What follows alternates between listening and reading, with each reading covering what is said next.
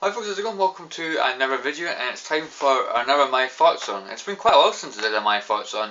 I've not actually been playing too many console games recently. I've been playing quite a lot of games on Steam, and I've been busy doing other things. But I finally managed to complete a game, and it's Grid 2 for the PlayStation 3. Now for me, for the last generation of consoles, for me, Race Driver Grid, the first Grid game, in my opinion, which is absolutely fantastic, guys. I liked pretty much everything about the game. It was difficult to get used to at first, but once I got used to it, I really bloody loved the game. So obviously when I got Grid 2, I was really bloody excited. I thought, and it did say in here as well, the official PlayStation magazine says Grid 2 could be the best racer of this gen.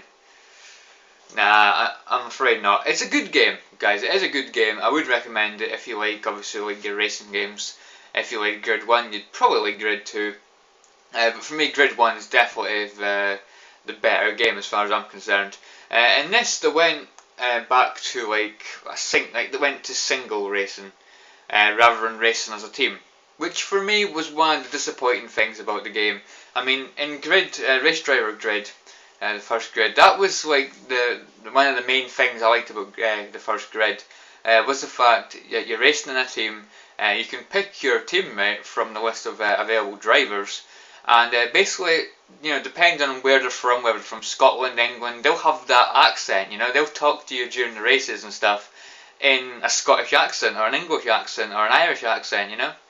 Italian accents. There's like a whole list of nationalities, each with like different voice actors. And for me, that was one of the main things I liked about the game. So I don't know whether that was a thing that people didn't like about the first game, that they thought, better remove this for the second game, or whether they just decide to remove it for just their own personal opinion, I guess. I don't know. But yeah, it's a disappointment, guys. But apart from that, the game, it looks brilliant. The car damage is absolutely fantastic. It's basically what Gran Turismo should be, Gran Turismo should have like car damage like what Grid 2 has, and even the first Grid. So yeah, Grid definitely has what the Gran Turismo series is lacking. I've not played Gran Turismo 6 yet, but I think that looks more or less the same as Gran Turismo 5, so that's my opinion on that. Yeah, Grid's definitely better than Gran Turismo this generation, or last generation if you look at it in that way. Grid 2 career mode is good though. One of the things I don't like about it is I do feel like they're lacking in circuits and in tracks. There's not really that many different kinds of tracks, and you do end up replaying the same tracks over and over again as you progress in your racing career. So I do feel that was something that could maybe have improved, and maybe add some extra tracks. Which is always something I notice. There's always a fault that I pick out if they're actually lacking in tracks. It's always something I kind of look out for, the lack of cars and the lack of tracks. But as for the cars, I don't think the game lacks in cars. I think the game does have quite a few different types of cars. I can't say how many, I have no idea, guys. But you do end up with some really good cars like the Bugatti Veyron, the Aston Martin, the Koenigsegg, whatever you call it. Really good cars, McLaren. So I can't fault the cars that are in the game. There's a pretty decent selection, as far as I'm concerned. There's quite a lot of different race types, which is, some of them are okay, some of them are like meh. Obviously I like the circuit racing, your normal races, you do 2 or 3 laps. I do like those race types. Then you've got your time trials or time attacks, which basically you have to get the fastest laps, so that's pretty self-explanatory. You've got head-to-head, which I don't like head-to-head at all, guys. You take on, you're like one-on-one with a racer. I do feel like it's a bit unfair as well, and there's a couple of times I got a bit annoyed with the game. The head-to-head races do screw you over. I'm going to give you one example of one of the moments I was really bloody annoyed with the game. As we were racing side by side, it was pretty damn close. I bumped into him, he went into the wall, he basically ended up upside down, and I ended up getting a puncture on, I believe it was my front right tyre. And yeah, obviously he was upside down. I thought, oh yes, this is going to be easy. I could hardly control my car due to the flat tyre. So skidding around all over the place, oh, this is okay. I'm okay as long as I finish the race. This is going to be easy. Taking my time and stuff, getting around corners. And then suddenly he just picks up pace. He comes out of nowhere and he ends up winning the race. Even though he was upside down and his vehicle was pretty trashed. And he didn't have a puncture or anything. He just zoomed straight past me. I was struggling with a flat tyre and he ended up winning the race. And yeah, one of the moments that really annoyed me with the game. I don't know whether the game's like that or whether that was a glitch, but that was really unfair, guys. I didn't like that at all. It was bumming infuriating, to say the least, you know, because it was like a 3 minute race, and almost at the end, and then that happens. It is quite unfair. So that's one of the reasons why I don't like the head-to-head races. And it's just the fact as well that it's 3 rounds. You have to like have 3 separate head-to-head races. You know, you've got your quarter-final, semi-final, and then you've got your final. And yeah, I just don't find them that interesting, guys. I've never liked head-to-head races in any racing game, really. You know, I prefer like when there's like 6 or 7 racers in the one race. It's basically just the way I like to race, you know. One race type that really surprised me was actually the drifting races. You know, because I don't like drifting on like many games, you know. But for me, this game was quite easy when it comes to drifting and that. I mean, compared to the head-to-head matches or the head-to-head races, this was a breeze doing the drifting events. They're quite good. I think they work pretty well. There's also promo races or like endurance races, stuff like that you can do. It's basically just if you win it, you earn more like fans and stuff. You basically need fans to progress to like the final or the main tournament, you know, of that tier. Is it tier? You know what I mean?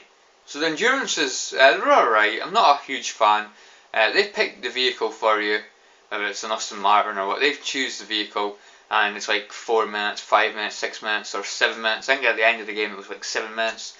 So the time does increase. So basically what happens is you've got a race for like 7 minutes, and whoever's winning, or whoever's winning at the end of 7 minutes gets the victory, you know. And basically for the endurance races, there's no like runners up. You've got to like get first place. You don't get anything for getting second or third. You just get a big cross on the screen. Objective failed. So yeah, you've got to win those ones. And the last one is the vehicle challenge. Now at the beginning of like tournaments and that, you get like a choice of 2 cars, and basically you'll get to keep one of those cars, and the one that you decide not to have, you'll basically get a vehicle challenge for that vehicle. And let's say it's like a time trial. So like say it's 2 minutes. You have to get the lap done under 2 minutes, and you get it done under 2 minutes, you basically unlock the vehicle. It's a pretty neat idea. It started off pretty cool, got a bit boring towards the end, and because you're doing basically time attacks or time trials in like the tournaments and that as it is, without having to do them just to unlock a vehicle as well. Because it comes down to the argument again. What I hate in racing games is I like to buy my vehicles. I like to save up my credits and buy my vehicles. I'm pretty sure Grid 1 you had to buy the vehicles. I'm pretty sure you had to. I've not played Grid 1 in a long time, so I don't remember too much about Grid 1. But I do remember how bloody good it was. I really enjoyed that game. But yeah, I do like to save up my credits and buy vehicles rather than unlocking them. It's always something I dislike. You get flashbacks in the game as well. You got that in Grid 1, you get it on like the F1 games as well. If you crash or you like take a knock or you spin out or something, you went, oh, I'll do that again. I could do that corner a lot better. You can do like flashback, depending on what difficulty you're on. I think you can disable them if you want as well. But the difficulty I was on, I think it was normal. You get 5 flashbacks, which came in really handy because I ended up crashing a hell of a lot. You know, I don't really like using flashbacks because I do feel it's kind of cheating. But I only really use them if I actually like total my vehicle, you know, or get a puncture, because trying to continue with a puncture, it's no good. Next thing to talk about is car customizations. There's not a huge amount of customizations you can do. I mean, they're there, you know, it's something to have, but you know, it's nothing like special or anything. You can choose different colours for your cars. You can choose different like tyres, different wheel trims, I should say. You can choose the different colours for the wheel trims. And I think for the patterns, there's like 48 or 58 different patterns or something. And you can like have a different number at the side of your car, so you could put like, I don't know, 13 or 66 or whatever number you want at the side of the car. So, you know, little things like that, you know, they're there, they're cool to have, but you know, they're not nothing, you know, fantastic or anything. They're not like, you know, free customization. You can just, you know, customize to your heart's content. There's only like 58 or something different preset patterns for your cars. And also we've got to mention the sponsors. Before each tournament, or each tier of tournament, you basically can choose what sponsors you want, and each sponsor basically requires a different like objective from you. And if you complete that objective, you basically earn some extra fans, which will help you progress in the game. These can be like, you know, beat a certain driver by like 5 seconds, or lead a race but like for a whole lap or something like that. You know, just little things like that. that will help, because getting extra fans does help, because it progresses you through the game faster, and you then see the sponsor's name like on your vehicle. So it's cool. It's cool. I do quite like that idea. But yeah, I think that's really all it. That's all I've got to say, I think, guys, when it comes to Grid 2. I keep looking up there, I'm sorry guys, the screen's one distracting me. One thing I don't like is the fact that it's over now, and yeah, it's over, and it's over. You can't actually continue with your career. You've actually basically earned your menu now.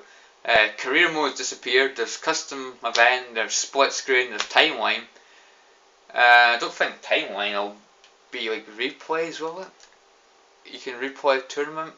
Yeah, with the timeline you can replay events, but yeah, it's in timeline. But basically, I don't think you can like get like cars and that you've not unlocked and stuff. I'm not really sure about that, guys. I'm not really happy with that. For me, Grid 1, you could even though you had like completed the career mode, you had like become the #1 driver. You could basically continue with your career. You could basically drop down the rankings. There's always that risk of dropping down rankings, and again choosing different teammates and that. For me, definitely, without shadow of doubt, this is the better game. But Grid 2, it was a good attempt.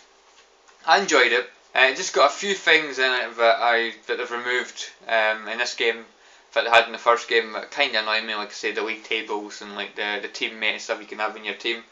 Just a few things like that kind of decrease my opinion on the game, but I do still like it, guys, and it's definitely worth the money. I think you can get this for like £6-7 now, or maybe even £8 or £9, but you get like 14-15 hours out of the game probably. And for me anyway, it did feel like a long game, which is pretty good for, I only paid like £3.99 for it, so I definitely got my money's worth out of Grid 2. So if you've played the game, guys, let me know what you think. If you've not played it, if you've only played Grid 1, let me know if there's a game you're maybe thinking about getting. Just really give me your thoughts, guys. And yeah, I'll catch you all in the next My Thoughts on, which I think it will be LA Noire. I'm pretty near the end of LA Noire. I would say I'm like the last quarter of it. But as for what I'll go into next, I'm not really sure, guys. I don't actually have a racing game in my mind at the moment that I'm going to go into, because I do like to have a racing game on the go, but I can't really think of one that I'm going to play through at the moment. But anyway, guys, Grid 2, good game. I would recommend it, just not as good as the first. And yeah, thanks for watching, guys, anyway, and I will catch you all in the next video. See you guys, thanks for watching.